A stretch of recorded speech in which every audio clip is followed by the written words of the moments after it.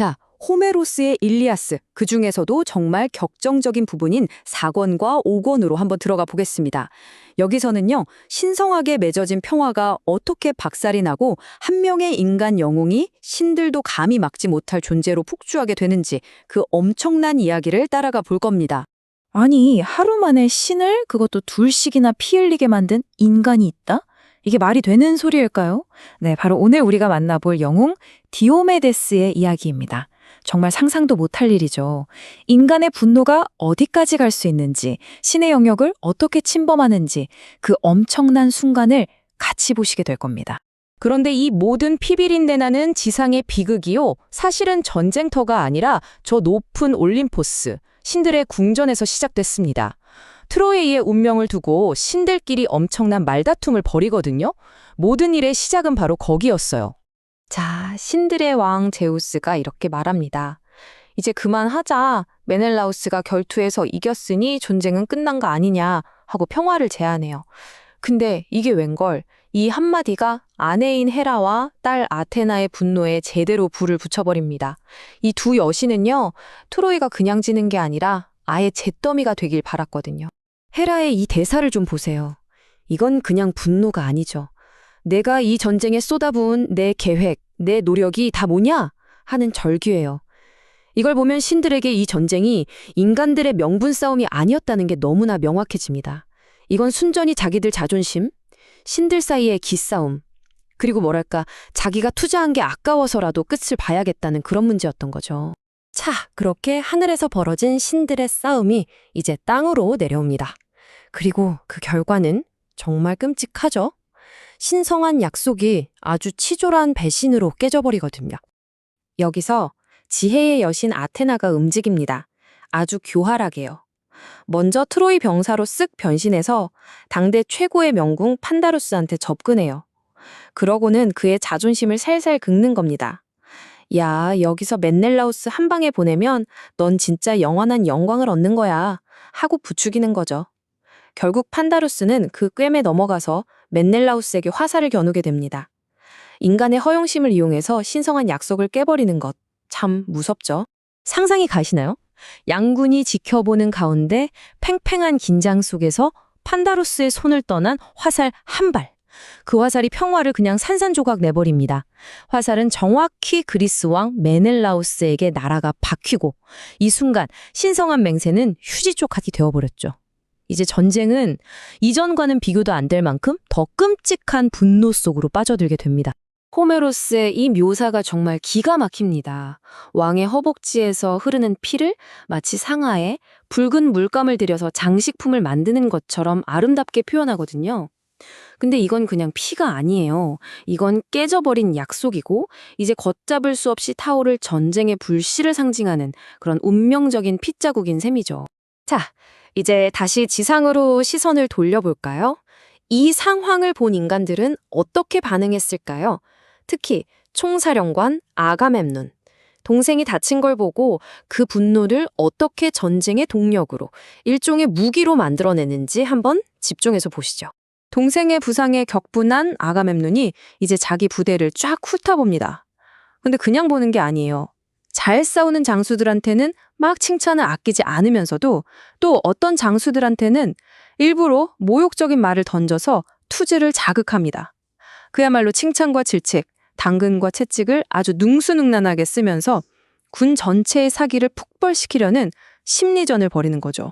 그리고 그 타겟 중 하나가 바로 디오메데스였습니다. 아가멤논이 모두가 보는 앞에서 디오메데스를 콕 집어서 망신을 줘요. 네 아비 티데우스는 저런 괴물이었는데 넌 지금 뒤에서 뭘 꾸물거리고 있냐. 아버지 용맹의 반의 반도 못 따라가는구나. 이런 식으로요. 전설적인 아버지랑 비교하면서 자존심을 아주 박살을 내버리는 겁니다. 그리고 바로 이 수치심이 곧이어 터져 나올 거대한 분노의 불씨가 됩니다. 바로 이 지점입니다. 모든 게 바뀌는 순간이죠. 인간의 수치심에 신의 힘이 더해지면서 한 명의 영웅이 그야말로 누구도 막을 수 없는 재앙 그 자체가 되어버리는 바로 그 전환점입니다. 그렇게 모욕을 당하고 분을 삭히고 있는 디오메데스에게 아테나 여신이 나타나요. 그리고는 그의 수치심을 거대한 힘으로 바꿔집니다. 그의 투구와 방패에 꺼지지 않는 신성한 불을 활활 붙여버린 거죠. 마치 가을 밤하늘에 붉게 타오르는 별처럼. 이제 디오메데스는 전장 한가운데서 그 누구도 무시할 수 없는 두려움의 상징이 됩니다. 자, 이제 디오메데스의 폭주가 시작됩니다. 그리고 이 분노는 그를 이전에 어떤 인간도 감히 상상조차 못했던 선을 넘게 만들죠.